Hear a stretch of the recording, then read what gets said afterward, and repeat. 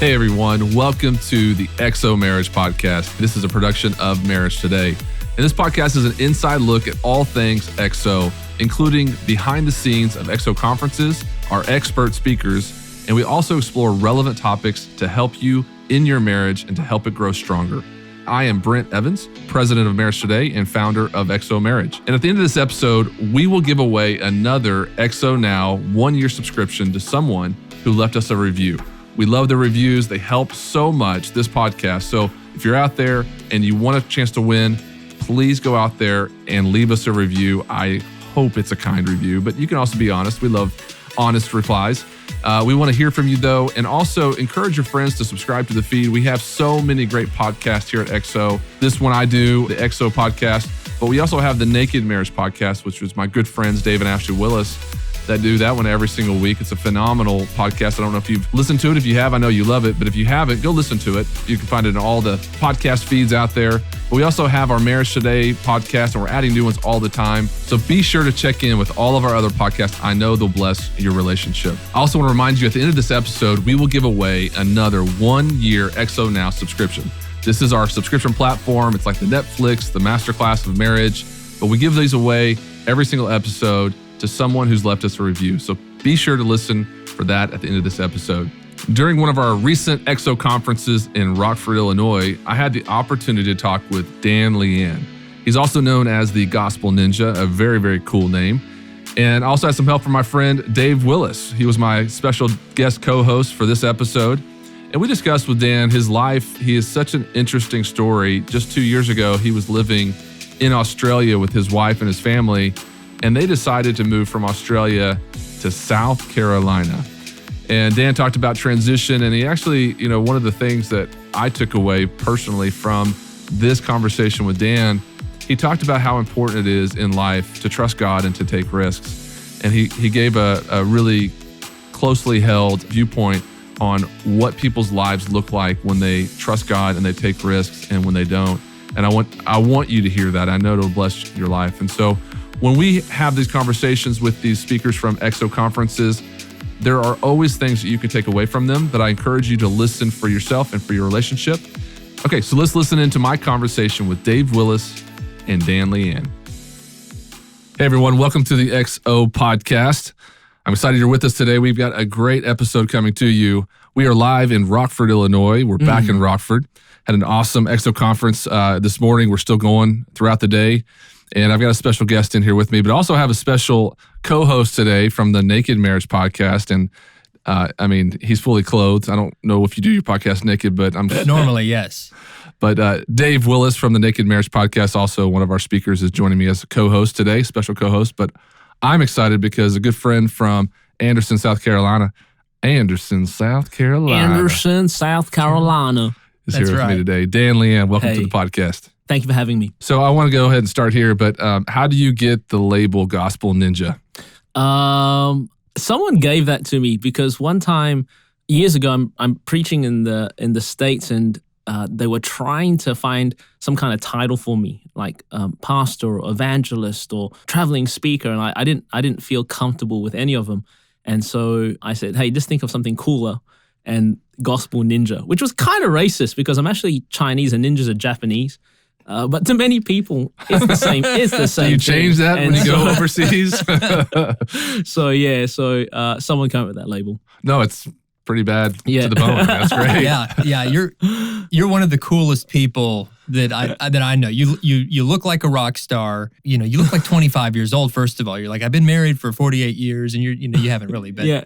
You're from Australia, so you're bringing together the coolest parts of all these different cultures, and then you land in Anderson, South Carolina, which is maybe the least cool city in America. Even though your church is awesome, New Spring Church is one of the best churches ever, but that has to be culture shock to bring your whole family, 12 suitcases across the ocean, and to end up in Anderson, South Carolina. So how did that happen? Yeah, first of all, Anderson it's sneaky cool. It's a sneaky cool city. We have clips in there. We have Greenville, South Carolina is one of the, in my opinions, the coolest cities in the world. Mm-hmm. And that's like, 30 miles one direction, 20 miles in the other direction is the the reigning and will be repeating national college football champions, the Clemson Tigers. And I have no affiliation there, so I cannot root or deny any of them. And then Anderson is just, New Spring really makes it beautiful. And wherever you find yourself, you find some genuine community, some people who, you really feel like are spiritual family, and the place just takes on a different hue. And I'm telling you, Anderson is an incredible city. You got to come visit it again. It is I sneaky. promise. We were there for the EXO conference maybe 3 years ago, and New Spring Church, I just had heard, it's just this huge church. It's multiple campuses, and the main campus is in Anderson. Yeah. So I think going from Greenville over there, I was thinking one way in my head, but you get there and it's kind of this quaint downtown area. That's where I stayed, in a kind of a bed and breakfast almost kind of place. And you start to feel like this is truly a small town that doesn't know how good they have it with New Spring being there. Yeah. I mean, they really have such a abundance of speaking and ministry happening there. Brad Cooper was awesome when he spoke to, and I know he's a great pastor there. Yeah.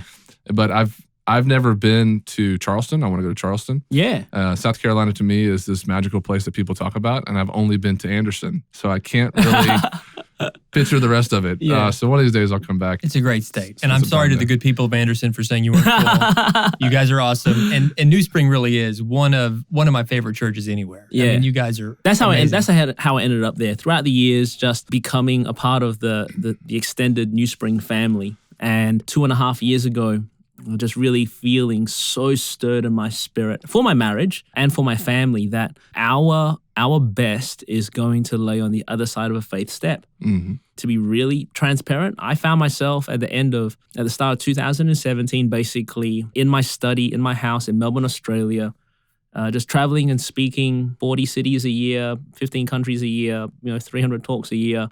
And I'm looking at this calendar that's on the wall, and it occurred to me that I hadn't prayed about one of the things that was on the calendar.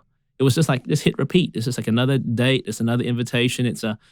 And I started having this crisis of the soul. And I felt the Holy Spirit telling me that for my marriage and for my family and for my kids who are just growing up way too quickly, my greatest gift to them and my greatest responsibility as one of the leaders in my family is to lead a genuine faith adventure. And so Krista and I started praying, and we just, it was wild. As soon as we settled that in our hearts, these different doors started opening up for me to, take a turn in my ministry. And the craziest of the lot was, Anderson, South Carolina. So we just assumed, that has to be God. It's and if it's not God, it's going to be a great God story either way. So, but it has been just the most amazing faith adventure. So you and Chris have been married for 21 years. Yeah. The journey though from Australia to Anderson, how did you keep your marriage a priority? What was the key to you guys staying connected for that not to end up becoming just a juggernaut? So really practically not traveling as much anymore, doing crazy amounts of miles, and now having a very limited traveling schedule as I'm now one of the teaching pastors at New Spring. Just my home rhythm totally changed. And so the time that Krista and I spend together consistently, and the fact that, you are in Anderson and Melbourne, Australia is a city of 5 million people. It's a city that never sleeps. There's so many crazy, things to do and cultures and restaurants and food. And you're in Anderson right now. And, post 8 o'clock, you want to eat Waffle House again. And so really for Krista and I, we just found we found the two of us just sitting on our back porch, just holding hands, going, "It's just the two of us right now, babe." Mm. And I like this. Do you feel like you got stronger? Your marriage got stronger? Crazily stronger. Mm. This has been the best season in my life, full stop. Mm. But definitely for my marriage, and it was since we're all dear friends now, it meant less money, less adventure. As far as it's fun looking at the start of your work year, and you've got 2 Europe trips and 3 Singapore trips and 2 South Africa trips and 5 US trips, and there is some adrenaline. Was she traveling with you at all? No, not really. No, not since we had kids. That we really just. I was home Monday to Friday for like 42 weeks a year, so I live like a semi-retired guy. Mm. So all my best friends were old, rich, white dudes on the golf course, because that's the way I effectively it was me and Jimmy Evans just hanging out throughout the week. And so I had a good life rhythm, but we paid a price to take a faith step into this new role, and it has paid dividends as far as our marriage, our connection, our intimacy, my ability to really understand her and get into her heart.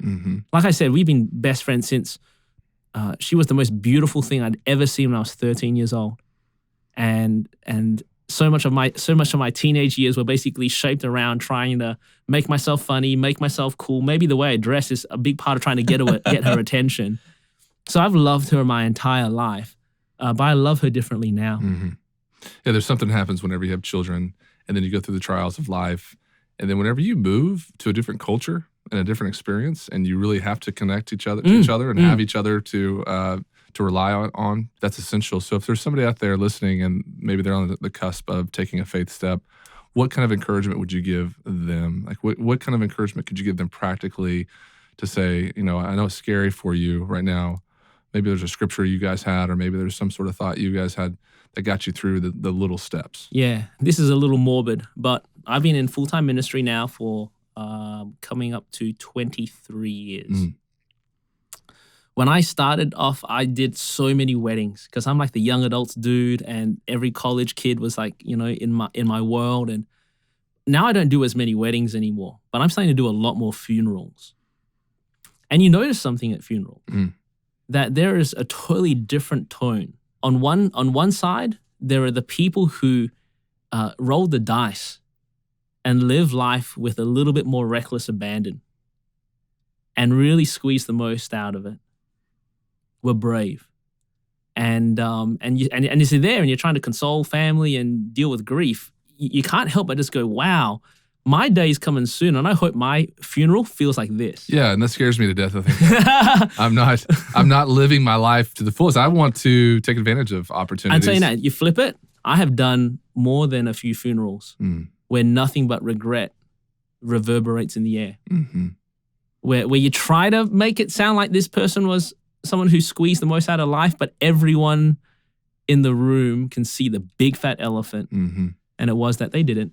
They just didn't. And they just never took that step. They never booked that flight. They never changed that job. They never went back to school. And I'm telling you, in my early spiritual formation years, I was so blessed to have a wild man as one of my first mentors. And he always used to tell me that the best lies on the other side of your faith step.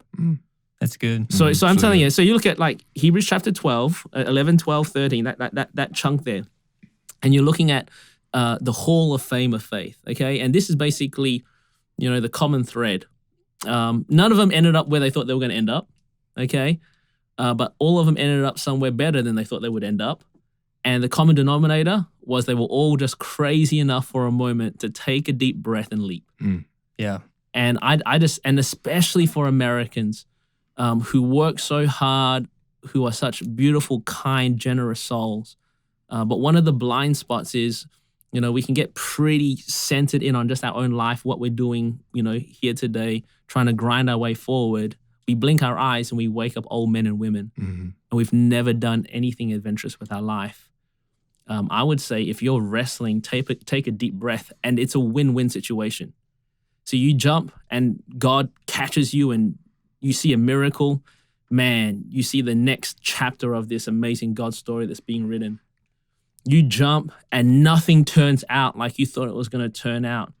But dang, at least you grabbed your wife's hand or your husband's hand and you have this awesome learning moment and, middle of the night experience that you get to share together. In my opinion, that's a win-win. I think that not taking a faith step is a lose-lose. You miss out on a potential faith step or you miss out on the potential of growing and experiencing something that couldn't have happened without that faith step. We're talking to Dan Lian from Anderson, South Carolina, New Spring Church. Transition question, though, for you. How is your golf game? My golf game is not bad at the moment. I shot a 78 the other day. If you're breaking 80, wow. I shot a 78 the other day. I can't even do the putt-putt course in 78. Cobbs Glen, Anderson, South. When you come visit next, I think I'm actually going to be out in Dallas at some point later this year. We're going to have to. If you're in Dallas and you want to play golf, call me. I'm telling you, but the Lord holds me back from ever going any lower than that. I was on the back nine. I was even with 3 to go, and then bogey, double. Because I just start getting nervous, and it's the Lord going, hey, you know what? Because I love you so much. If I let you do too well at this thing, you're going to drop everything and just try to be a pro golfer. Like Tony Romo and go pro. Yeah. Go Tony Romo. Try to join that kind of Asian seniors tour. You know what I'm saying?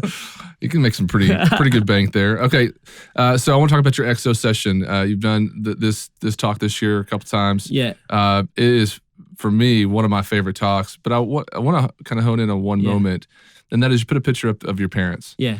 And I think that's a special moment, and that's funny because your dad's holding a beer, and you feel like you have to say something about the beer. I actually like that he was celebrating almost that picture, time with your mom. But talk about that whole picture, the story, and give our listeners out there kind of a glimpse into what you were trying to share. They're indicative of a lot of people in their generation. My father's turning 70 in December. My mother's 68, and they got married not really knowing what marriage was about. It was like a social, cultural convention. And because of that, they had no guidance going forward regarding marriage. Really, all they had was like their cultural narrative. The man goes out and works, makes lots of money. The wife can spend the money, and then everyone should be happy, have a couple of kids. But they just grew more and more, discouraged in themselves, more apart in their marriage, to the point where, like I said, 8 years ago, they decided just to go try to find some happiness somewhere apart from each other. And so they separated and they legally divorced. And it is a cool story how they got back. So they basically went their own separate ways, started living separate lives, which is the craziest thing for me because all my friends growing up had divorced parents, but I was the one with a strange mom and dad who stayed together. But now I'm looking at them moving on with their life.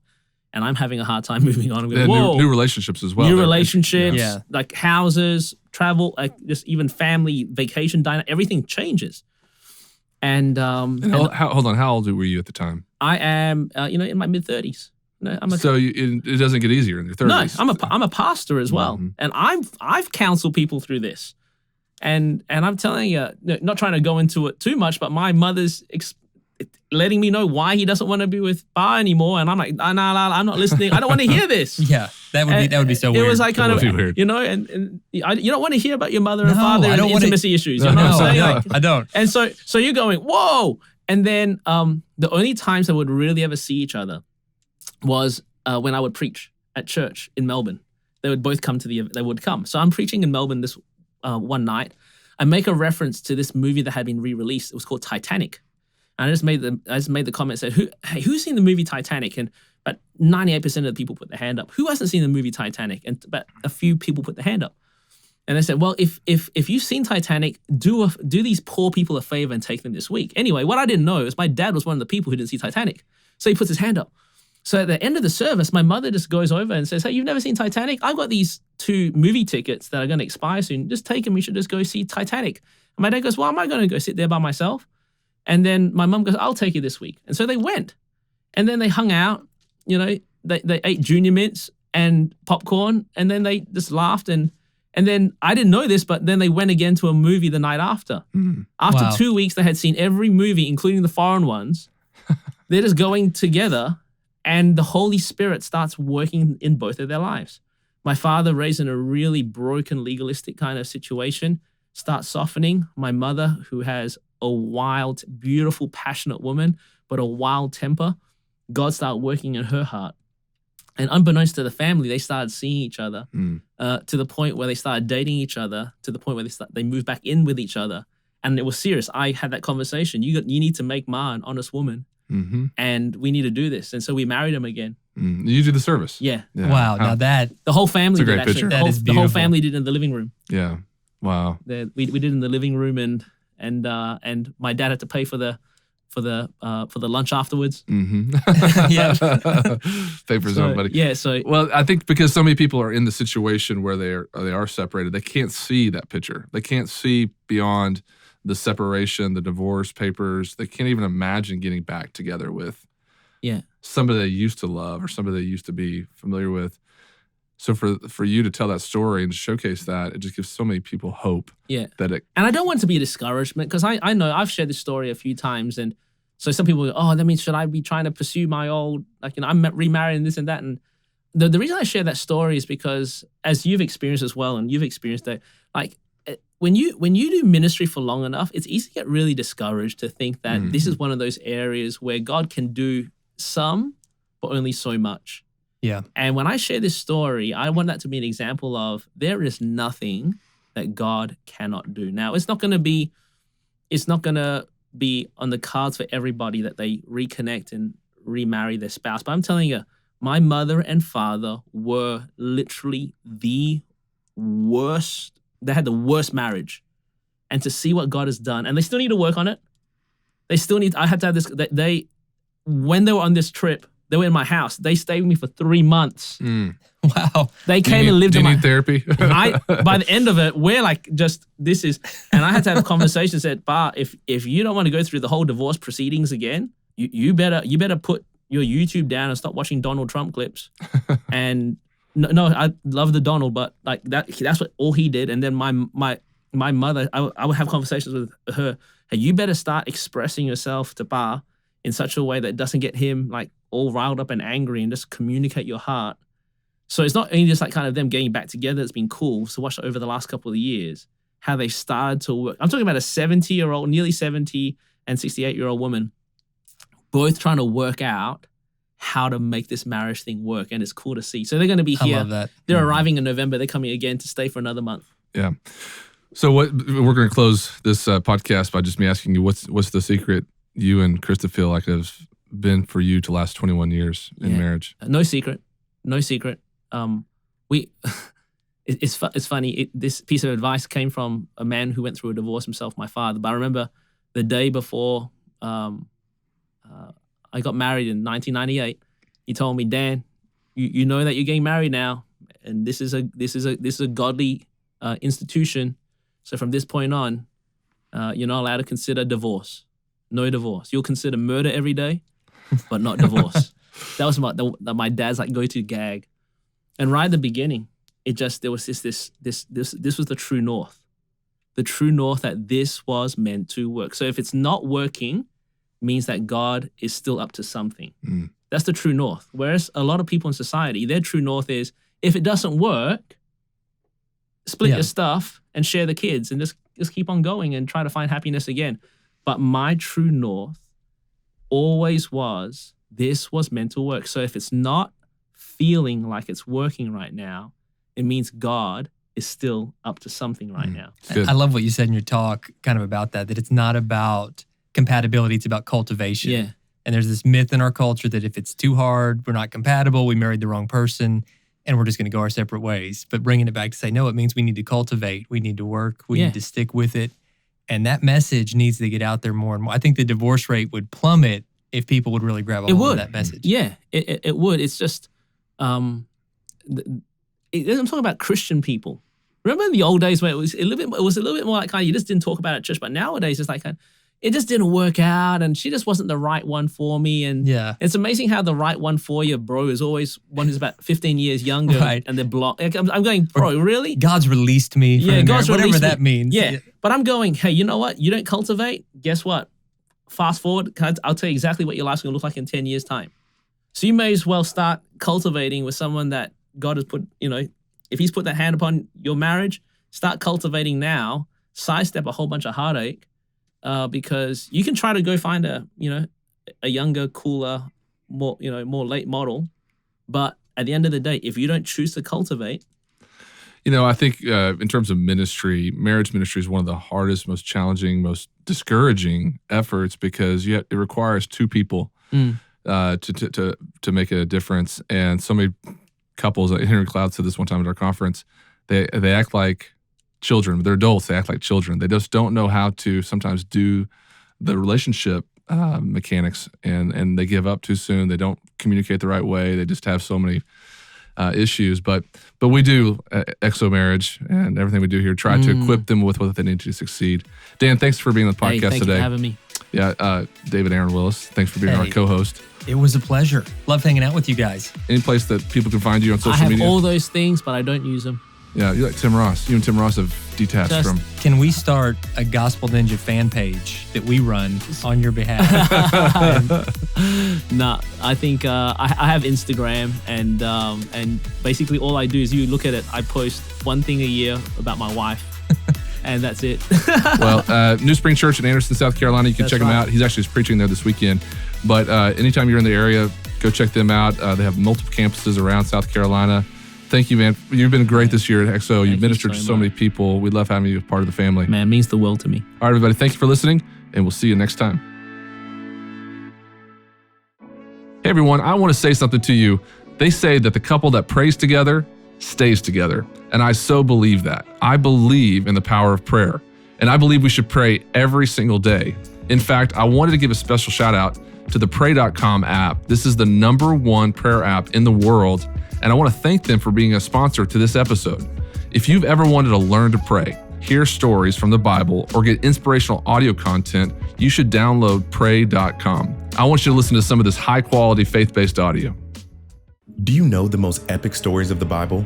New from the Pray.com app, Pray Biblical Sagas. Jesus, the maker of heaven and earth and the conquering Lion of Judah, stood before his pursuers. He spoke with the voice of God, saying, "I am he." The most exciting way to learn the Bible in 1 year. All you need to do is download the Pray.com app in Android or Apple app stores. Download the Pray.com app and hear the Bible come to life today. Hey, everyone. Thank you so much for listening to the XO Marriage Podcast. Please be sure to check out XO Now. You can hear Dan Lian's incredible talk at XO, and you can find that at xomarriage.com/now. Plus, we have so many other phenomenal teachings right there at XO Now. It's only $9 per month. That's like such an easy date night win for $9. And as promised, our winner of the 1-year XO Now subscription is, the username is KROBBYZW. Congratulations, KRobbieYZW. And the title of the review was Answer to Prayer. This review said, I started listening to your podcast after an XO Marriage conference. The Lord changed my perspective through the conference and showed me how to keep the momentum going through the podcast. My wife has been hurt during previous relationships and has had trouble letting go. But the Lord is faithful and can make a way where there is no way. Thank you for your wonderful work. You are a blessing. Well, thank you for listening. I want to say it's just an honor and a blessing for us to be able to deliver marriage content to you. And that's what we do here at Marriage Today. I want to encourage you to check out all that we have to offer at Marriage Today and XO, because we have so many things that will bless your marriage, and they're free. Our YouTube channel has a lot of content. Our podcasts are free. We have so many articles and videos on our website that are free. So go check those out. I know they'll bless you. We want to give you a chance to have a successful relationship. That's what we're all about here at XO Marriage. So if that's you, username KRobbieYZW, you'll want to email us at podcast@xomarriage.com.